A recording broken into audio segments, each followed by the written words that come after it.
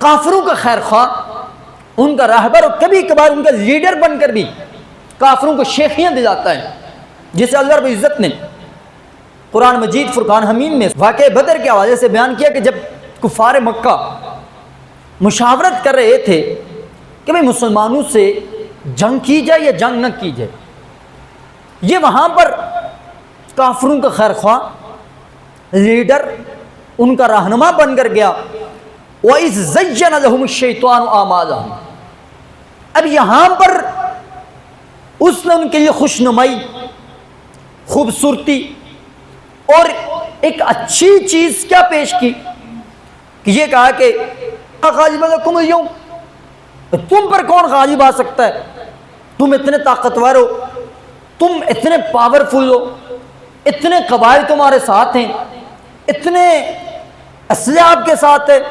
اس نے وہاں پر جا کر کفار مکہ کو یہ شیخی دلائی، انہیں ابھارا اس بات پر کہ مسلمانوں کے ساتھ لڑو، ان کے ساتھ جنگ کرو۔ پھر وَإِنِّي جَارٌ لَكُمْ، میں تمہارا مددگار ہوں۔ یہ اصل واقعہ یہ ہوا تھا، کفار مکہ جنگ بدر میں مقابلے کے یہ مشورے کر رہے تھے، تو یہ شیطان سراقہ کی شکل میں بنی کنانہ کا سردار ایک جھنڈا لے کر اس مجلس میں گیا اور انہیں اس بات کا یقین دلایا، میں تمہارے ساتھ ہوں، بنی بکر قبیلے کی میں ضمانت دیتا ہوں، ہم لڑیں گے ان کے ساتھ، ان کو ختم کریں گے۔ اور کون ہے جو آج ہم پر غالب آ سکتے ہیں؟ ہمارے پاس اتنی جنگجو ہیں، اتنے طاقتور نوجوان ہیں ہمارے پاس۔ اب یہ انہیں کفار مکہ کو اس نے ابھارا، مزین کیا اس بات کو، تکبر دلایا، ان کو طاقت کا زام میں مبتلا کر کے کہا نہیں لڑیں گے۔ تھا یہ اصل میں شیطان۔ تو اللہ رب العزت یہاں پر زین لہم الشیطان، اور پہلی آیت مبارکہ میں لَأُزَيِّنَنَّ لَهُمْ فِي الْأَرْضِ، کہ میں ان کے لیے مزین کروں گا، خوشنما کروں گا زمین میں۔ یہ شیطان یہ سبز باغ دکھاتا ہے، یہ امیدیں دلواتا ہے، یہ طرح طرح کے اچھے خیالات دل میں لا کر بندے کو خوبصورت، مالدار، تکبر، ہر طرح سے یہ چیزیں انسان کے دل میں آ کر اسے حق کے راستے سے بھٹکانے کے لیے کوئی جتن یہ نہیں چھوڑتا ہے۔ تو اس نے کفار مکہ کے سب پتا تھا یہ کافر ہیں، جنگ کریں گے، تو انہیں اس بات پر مزین کیا، انہیں ابھارا کہ تم طاقتور ہو، اگر آج تم جنگ سے بھاگے تمہاری عزت برباد ہو جائے گی، لوگ کیا کہیں گے، مکہ کے سردار ڈر گئے۔ انہیں اس بات پر مزین کیا اور انہیں جنگ کے لیے لے کر گیا۔ اب دیکھیں فَلَمَّا تَرَاءَتِ الْفِئَتَانِ نَكَصَ عَلَىٰ عَقِبَيْهِ، جب دونوں گروہ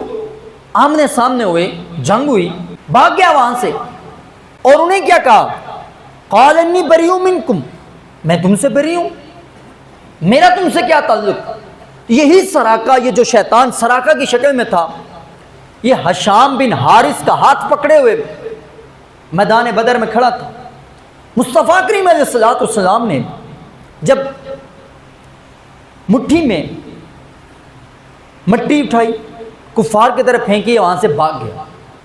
اور پورے کفار مکہ، وہ ہشام بن حارث دیگر جس نے انہیں لایا تھا، ضمانت دی تھی میں تمہارے ساتھ، وَإِنِّي جَارٌ لَكُمْ، تم میری ضمان میں ہو، سب نے اسے پکارا۔ وہاں سے اس نے کہا اِنِّي بَرِيءٌ مِّنكُمْ، میری ضمان ختم ہے۔ اب یہ اس کا اللہ رب العزت نے ہمیں انداز بھی بتایا ہے، پہلے سبز باغ، خوبصورتی، اچھے اچھے خیالات، خوبصورت وسوسے، امیدیں دلاتا ہے۔ جب انسان وہ گناہ کر لیتا ہے، ہنستا ہے، مذاق اڑاتا ہے، اور پھر یہ کہتا ہے میرا تو اس سے کوئی تعلق نہیں ہے۔ اللہ رب العزت نے سورہ حشر آیت نمبر 16 میں فرمایا کمثل الشیطان اذ قال للانسان اکفر،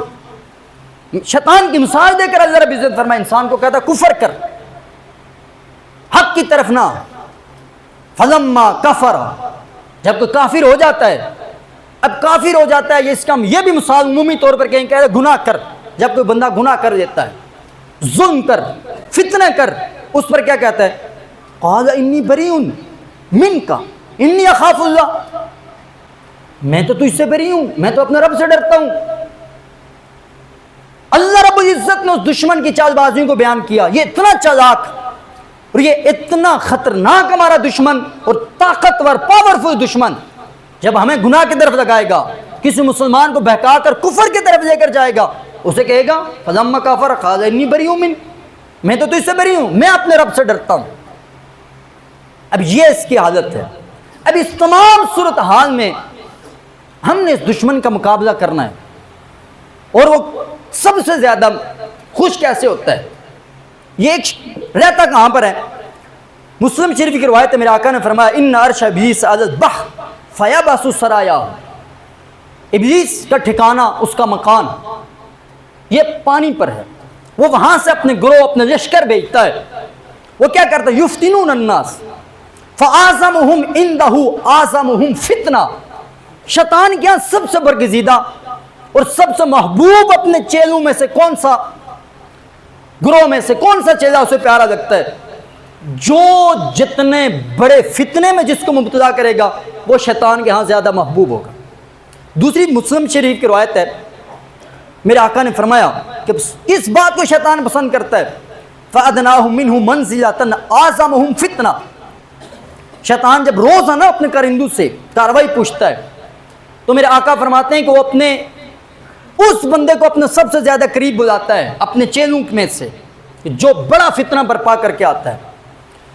یجیء احدہم فیقول فعلت کذا وکذا فیقول ما صنعت شیئا، شام کو جب نا سارے اس کو اپنے کارندے کارکردگی اپنی پیش کرتے ہیں، کوئی کہتا ہے میں نے یہ کیا، میں نے یہ کیا، میں نے یہ کیا، کیا شیطان اسے کہتا ہے تو نے کچھ بھی نہیں کیا۔ ثم یجیء احدہم، پھر ان میں سے ایک آئے گا، فیقول ترکتہ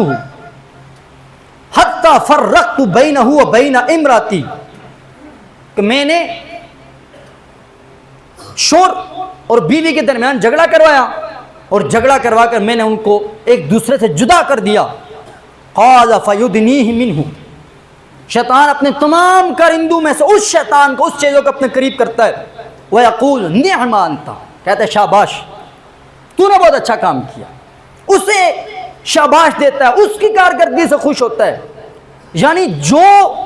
بندہ انسانی صورت میں بھی، جو لوگ انسان ہیں مسلمانوں میں سے بھی جو اپنی ساری زندگی شیطان کے چنگل میں بسر کرتے ہیں، تو وہ شیطان ان کے دل میں ایک مزین خوشنما چیز یہ بیان کرتا ہے، تو بڑا ہے، تیرے سامنے کسی کی کیا ضرورت ہے کہ کوئی ایسے بات کرے، مار دے انہیں، مار دیتا ہے، جلا دے اس کے مکان کو، جلا دیتا ہے، فلاں فلاں کے درمیان شور کو یہ وسوسہ ڈالتا ہے، تو شور ہے، تیری بیوی اس کی کیا ضرورت ہے تیرے سامنے بات کرے، طلاقیں ہوں گی، خاندان اجڑے، بیٹے در بدر ہوئے۔ جتنے شیطان کے ہاں سب سے پسندیدہ کام کرانے والا وہ ہے جو فتنے مبتلا کرتا ہے، فتنے برپا کرتا ہے۔ تو ہمیں اس بات پر بھی خود سوچنا چاہیے ذرا، انشاءاللہ میں آگے ذکر کروں گا کہ دیکھیں یہ ہماری عبادات پر کس طرح اثر انداز ہوتا ہے، وضو سے لے کر نماز سے لے کر مرنے کے وقت تک یہ ہمارے ساتھ لگا رہتا ہے، آخری وقت تک ہمارے ساتھ لگا رہتا ہے۔ اسی لیے کہتے ہیں نا ایک عالم ہزار عابد پر کیا ہے، فوقیت رکھتا ہے۔ ایک عالم یعنی عبادت کرنے والا شخص، جتنے بڑے سے بڑے بھی عابد، وہ شیطان اسے گمراہ کرنے کے اس کا آسان شکار ہو جاتا ہے، لیکن جو اس کی پہچان رکھتا ہو، جسے رب کی معرفت جسے حاصل ہو، جسے علم دین اللہ رب العزت عطا فرمایا ہو، وہ اس کے اتنا آسان شکار نہیں ہوتا ہے۔ تو جیسے جیسے لوگ ہوتے یہ اسے ویسے ویسے شکار کرتا ہے۔